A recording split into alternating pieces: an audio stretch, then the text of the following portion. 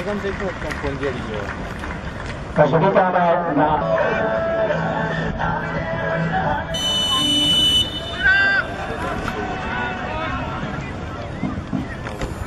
Takže hlavní rozhodčí pan...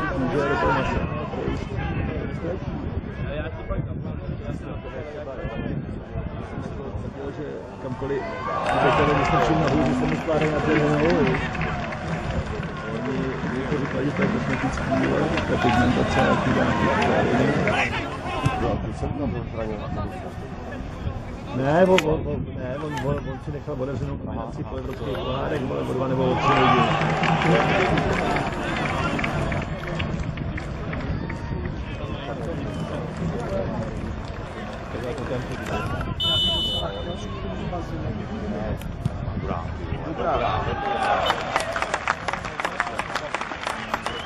Tady se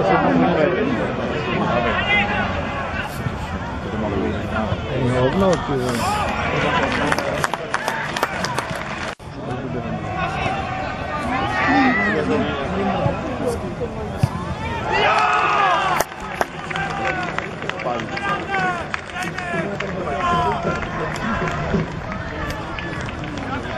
přijeli jsme k tunelu, takhle z Plato, a oni dělají tam nějaký revize a zavřeli tunely.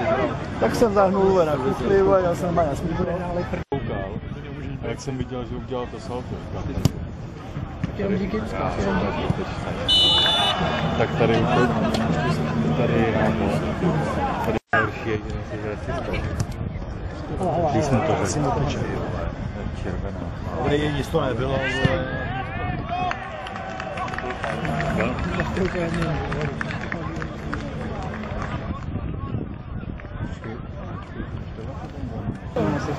Ty věnovat. Tam mě straví, ale tak Když to někdo umí hodit, tyhle to lápne.